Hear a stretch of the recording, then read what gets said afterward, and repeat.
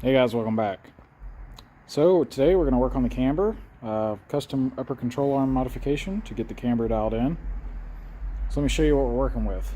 So we have this, I guess the inclinometer, shows you angle, whatever the name of that is. I work in the oil field, we call these inclinometers. So you can see the car is 0.05 degrees from being level right now, which is really close. And the way that it's saying it's off, it's like this. So when you sit in the car, it's going to get better. So we're calling that good enough. By the time you put, it's close enough. Some of the electronics and driver are all on that side anyway, so it's probably fine. But that was off, and we started adjusting the coilovers, and it turns out basically the ones on this side were too high. So we adjusted both of them, and we got it pretty close. So now we're going to do the camber. So let's check the wheels, see where we're starting at. Alright, so we're going to check the passenger first. See what we get. Okay, that's a shit ton. We had said yesterday we thought it was 2.5. That's basically 3.5. Okay, so shit ton of negative camber on the passenger side. We knew this side was less. Let's see what it is.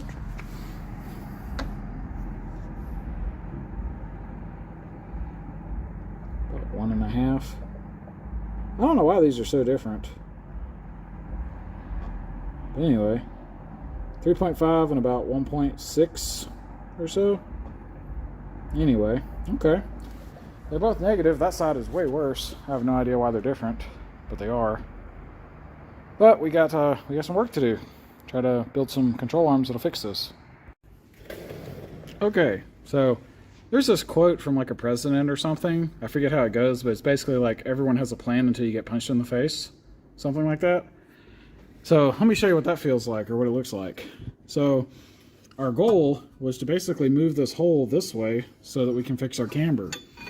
Well, watch this. When I pull this way, that's as far as it'll go. But when I push it that way, that goes a lot. As you can see, if you want you can have all the negative camber in the world that you want, but that's all you get, which is barely more than it already had. And it looks like the limiting factor is the axle. We're not sure, we're not exactly sure what's going on, but basically just the way the axle's made, it won't let that tilt out anymore. And that's a problem. I don't have the paper. Yeah, maybe I have the paper. Let's see, is this it?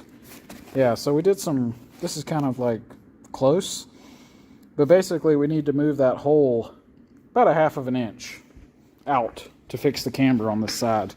Roughly 1/2 inch, 0.53. But we can't do that. Not like this. The axle is sad. And I'm guessing that's nothing I can do about it, because this side goes into the, all of that. I don't really want to mess with that. The other part goes into the diff. Don't want to mess with that. I honestly haven't looked at this to see if you could, really do anything, but I don't think you can. I think this bolts are just like I really have no idea. Maybe you could put a spacer here. I guess I could try to find out. I don't want to do that. That doesn't look like...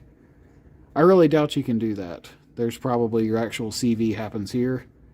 So I don't think you're going to be able to do anything with that. So that's a problem.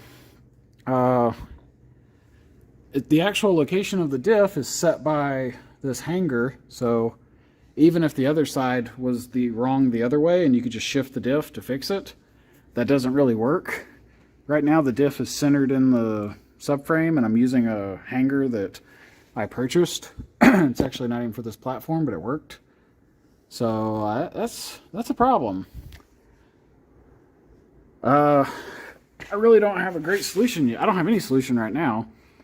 The one thing we're looking at, we wanted to move this that way.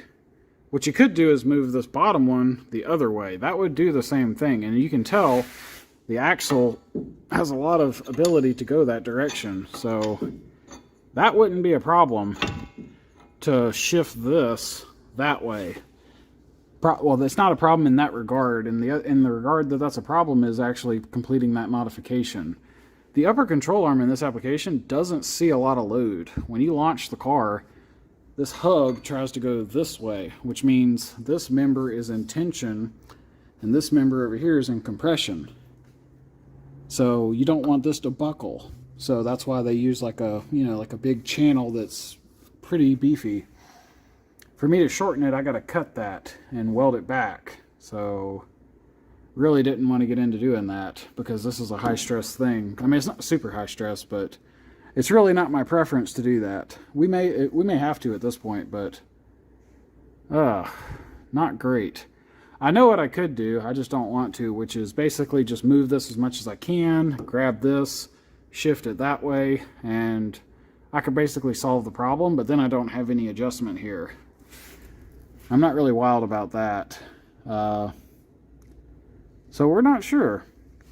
I guess the other option is something about the upright, but that's cast iron, so we're not gonna mess with that. We're not gonna weld cast iron. If we do any welding, it'll be on something like this because this is steel, and I know I can weld steel, and I do not even want to touch cast iron. If I did anything, I'd make a new one, and we're not going down that road. So, yep, this is what it feels like when you have a plan and then you get punched in the face. So now we're gonna stop progress and try to come up with a new plan, because at least on this one wheel, that's not gonna work, which means it's either not gonna work over there, or even if it did, it still doesn't work here, so we gotta do something on this side, and if we do, we'll probably do it on both sides. So now we take a break until we come up with a better idea. Okay, so I guess you could call this good news, but the driver's side has the exact same behavior that we noticed on the passenger side. So this is full extension, and then it'll go this way a lot. Yeah. Yeah, it's hard to, I don't know what this is hitting. It's stopping. Oh, I think it's hitting the control arm. Yeah, there it goes.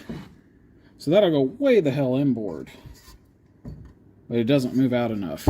So what that means is we could move the lower control arm this way, and that's what it looks like we're gonna have to do. I didn't want to do that. I think that's what we're gonna have to do. So we got two options. Well, we got a couple options, but we could shorten it here. That looks like a nightmare because there's a lot of crap going on and there's no room. Or from here to here we can shorten it, which is what we're gonna have to do. Now this part's tapered, like it's like a wishbone.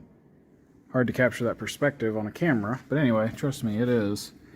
There's a little straight section right here, and that is probably where we're gonna have to do the work if we're gonna shorten this. Bad news is I don't have a spare set of control arms, not for the bottom, or I don't think I do. Pretty sure I don't. So, may just have to modify these. Probably what we're gonna have to do. Gotta think about this a little bit. About to turn into a bigger project than I wanted to. I'm going to have to make sure we know how much we're going to modify these. So, a little lame. Wasn't wanting to get into this. On the plus, try to look at the good side. If we do end up shortening this, and it looks like we are, maybe we can go ahead and stiffen these or brace them or something. I've been at least wanting to look into that. So, maybe we'll do something with that. I don't know. But that's what we're looking at. Looks like we're going to have to, what we thought was going to work ain't going to work. I guess one of the good news is, if we move, it turns out these CVs are almost at full extension. So I'm pretty sure that when you push them in like this, like in the middle somewhere, they're actually stronger versus being all the way out. So a little bit of benefit for what it's worth. But we're not going to move them that much. We only need to move like ½ an inch over there and about ¼ inch roughly over here. So anyway, looks like we're going to be doing lower control arms now. So before I do this, I'm going to go jump on the internet and see if I can buy something that's easy. You can actually buy an upper that looks like it was adjustable. Glad I didn't buy them now because it wouldn't have solved my problem. But when I looked at it, I was like, oh man, I could build that. And my reality is similar to many people, which is, you have time and money, and when it comes to cars, I got more time than money. So I got bills to pay, and I don't have a ton of leftover cash. So I was basically going to cost $250 or so to buy a pair of these that are adjustable, and I'm like, okay, well, I could do that in an evening and make, cut this little piece out and weld something in place. So I was like, yeah, I'll just do that. That's definitely worth my time. But now we got to do the lower ones. I'm pretty sure those will be expensive, and we'll end up doing that too. So, but we will check just so we know what, even if we choose not to do it, at least we know what our options were. So I'm gonna go glance at that, but my guess is we're gonna cut this here, and same thing on the other side. cut a little short section out and then weld it back. And then while we're doing that, I know that these are stitch welded from the factory, so we will consider if that's the way we want to keep it, or maybe we want to add some metal or fully weld them out, or or do nothing. Maybe we just clean them up and paint them and call it a day. I don't know, but that's something to think about. Anyway, till next time.